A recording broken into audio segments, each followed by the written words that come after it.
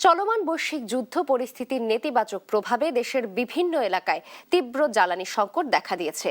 এ নিয়ে আরো জানাতে নওগাঁ থেকে সরাসরি যুক্ত হচ্ছেন সহকর্মী কাজী কামাল হোসেন এবং সিরাজগঞ্জ থেকে সহকর্মী রাজ্জাক রাজ। প্রথমে চলে যাচ্ছি নওগাঁ। কামাল, জ্বালানি সংকটের বিষয়ে কি বলছেন ভোক্তারা এবং পাম্প কর্তৃপক্ষ কি বলছে, বিস্তারিত জানাবেন।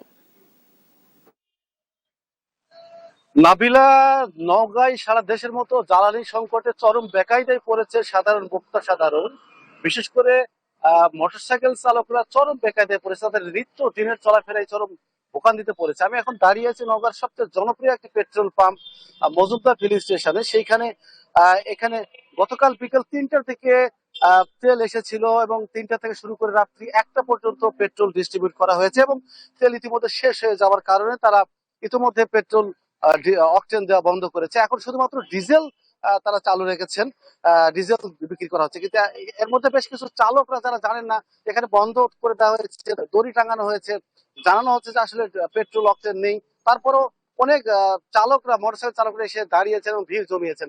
আমি এই পেট্রোল পাম্পের মালিক ব্রোজেন মজুমদারকে ইতিমধ্যে পেয়েছি। আমি তার সাথে সরাসরি কথা বলার চেষ্টা করবো এবং জানার চেষ্টা করবো আসলে প্রবলেমটা কি, কেন সংকটটা হচ্ছে এবং কেন আপনারা দিতে পারছেন না। অনেক গ্রাহকের কাছে আপনারা পেট্রোল দিতে পারছেন না কেন, অনেক গ্রাহক থেকে নিচ্ছেন, সমস্যাটা কোথায়? সমস্যা চাহিদা তুলনায় আমরা তেল কম পাচ্ছি। আর মেন সমস্যা হচ্ছে যে মানুষের মধ্যে একটা প্যানিক সৃষ্টি হয়ে গেছে। যারা আমার এখান থেকে 50 টাকা 100 টাকা তেল দিত, তারা ট্যাঙ্কি ফুল নিচ্ছে। এবং আমি এমনও দেখেছি যে লাইনে দাঁড়াচ্ছে, 1 ঘন্টা লাইনে দাঁড়াচ্ছে, তার ওখানে 100 টাকা তেল ঢুকে না, তারপর সে লাইনে দাঁড়ায় আছে। এই যে প্যানিকটা যতক্ষণ বন্ধ না হবে ততক্ষণ এটা হতে থাকে। সরবরাহ কেমন? সরবরাহটা আগের তুলনায় অনেক কম। সরবরাহটা যেটা পাচ্ছি, আমি আগে যে তেল পেতাম সপ্তাহে 5 গাড়ি তেল পেতাম, এখন সপ্তাহে আমি 2 গাড়ি, ম্যাক্সিমাম 3 গাড়ি, তার উপর তেল পাচ্ছি না। চাহিদার তুলনায় অনেক কম পাচ্ছে। হ্যাঁ, চাহিদা অনেক পাচ্ছি। আর পেট্রোলের ব্যাপারটা হচ্ছে, পেট্রোলের প্যানিক সৃষ্টি হয়ে গেছে। প্যানিকের কারণে এই সমস্যাটা হয়ে গেছে। নাবিলা, আমি কথা বলছিলাম মজুমদার ফিলিং স্টেশনের স্বত্বাধিকারী ব্রোজেন মজুমদারকে। তিনি বলছিলেন যে সপ্তাহে উনি যে পরিমাণ তেল পেতেন সে তুলনায় তেল পাচ্ছে তার চেয়ে অনেক অর্ধেকের মতো কম পাচ্ছেন। তো মোটামুটি নওগাঁ থেকে আমার কাছে এমনটি ছিল সর্বশেষ তথ্য। আমি এখন সরাসরি চলে যাচ্ছি সিরাজগঞ্জের সহকর্মী আব্দুর রাজ্জাক রাজের কাছে।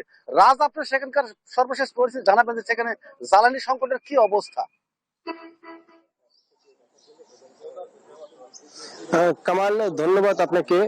আমি একটু জানিয়ে দিতে চাই, আমি এখন এই মুহূর্তে রয়েছি সিরাজগঞ্জের যে মিরপুর ফিলিং স্টেশন, সেই মিরপুর ফিলিং স্টেশনে। আমি একটু এখানকার যে চিত্র, সেই চিত্র দেখাতে চাই যে গাড়ি, মোটরসাইকেল এবং বাস ট্রাকের জন্য যে গ্রাহক পর্যায়ে যারা তেল নিতে আসছে তারা কিন্তু এখানে লাইন ধরেছেন। আমি গতকালকে এই কর্তৃপক্ষের কাছ থেকে, পাম্প যে কর্তৃপক্ষ রয়েছে সেই কর্তৃপক্ষের কাছ থেকে জানতে পেরেছি যে স্বাভাবিক দিনে যে তেল সরবরাহ হয় 4,500 লিটার পেট্রোল এবং 13,000 লিটার ডিজেল, সেটি কিন্তু তারা 2 দিনে বিক্রয় করে। কিন্তু গতকাল 3টে থেকে রাত 10টার মধ্যেই কিন্তু এখানে যে বরাদ্দ ছিল তেল, সেটি শেষ হয়ে গিয়েছে। তো আমি একটু এখানে যে তেল নিতে আসা একজনের কাছে কথা বলতে চাইবো যে আসলে আপনি তেল নিতে এসেছেন এবং কি পাচ্ছেন এখানে, চিত্র কি পাচ্ছেন? আসলে আমি এখানে তেল নিতে এসে তেলের কোনো, এখানে লেখা আছে তেল নেই, অথচ শুনলাম গতকালও 4,500 লিটার তেল এখানে বরাদ্দ ছিল। আমার একটা প্রশ্ন, যে পাম্পে সারা মাসে 10,000 লিটার তেল বিক্রি হয় না, সেখানে কিভাবে একদিনের মধ্যে 4,500 লিটার তেল বিক্রি হয়? আমরা সাধারণ জনগণ জানি সরকারের পক্ষ থেকে বিবৃতি দেওয়া হয় বাংলাদেশের তেলের। আপনি কতক্ষণ হলো এখানে অপেক্ষা করছেন তেলের? আমি প্রায় 2 ঘন্টা যাবত এখানে অপেক্ষা করছি, তেল নেই। গতকাল রাত্রে এসে ফিরে গিয়েছি, অথচ খোলা বাজারে দেখলেই যেতেই দেখা যাচ্ছে অ্যাভেলেবল তেল পাওয়া যাচ্ছে 200 থেকে 250 টাকা লিটারে। আমার একটাই প্রশ্ন, যেখানে পাম্পে তেল নেই সেখানে খোলা বাজারে তেল কিভাবে আসে? আমরা সাধারণ জনগণ অনেক ভোগান্তির শিকার হচ্ছি। সরকারের পক্ষ থেকে বিবৃতি দেওয়া হচ্ছে যে বাংলাদেশের তেলের পর্যাপ্ত মজুদ আছে, অথচ এই চোরদের কারণে, তেল সিন্ডিকেট কালোবাজারিদের কারণে সাধারণ মানুষের পকেট ফাঁকা হয়ে যাচ্ছে। সরকারের কাছে আমার আকুল আবেদন, অতি দ্রুত এই সিন্ডিকেটের বিরুদ্ধে, এই চোরদের বিরুদ্ধে পদক্ষেপ নিয়ে সর্বোচ্চ শাস্তির ব্যবস্থা করা হোক। যেমনটি শুনছিলেন যে গ্রাহক পর্যায়ে কিন্তু তেলের যে সংকট, এই ব্ল্যাকের তেল যাওয়ার কারণে কিন্তু অনেক ক্ষেত্রে তেল পাচ্ছে না। পাম্প কর্তৃপক্ষ আমাদের জানিয়েছেন যে নিয়মিত কিন্তু তারা তেল পাচ্ছেন, কিন্তু সেই তেল 4 থেকে 5 ঘন্টার মধ্যেই তেল শেষ হয়ে যাচ্ছে।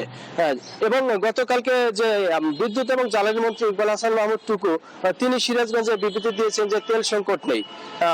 আর সারা বাংলাদেশে কিন্তু এই পর্যবেক্ষণের জন্য প্রতি জেলায় জেলায় কমিটি গঠন করা হয়েছে যে তেল পাম্পগুলোকে পর্যবেক্ষণ করবে, যদি কোনো ব্ল্যাকের তেল যায় সেক্ষেত্রে তাদের শাস্তির আওতায় আনবে।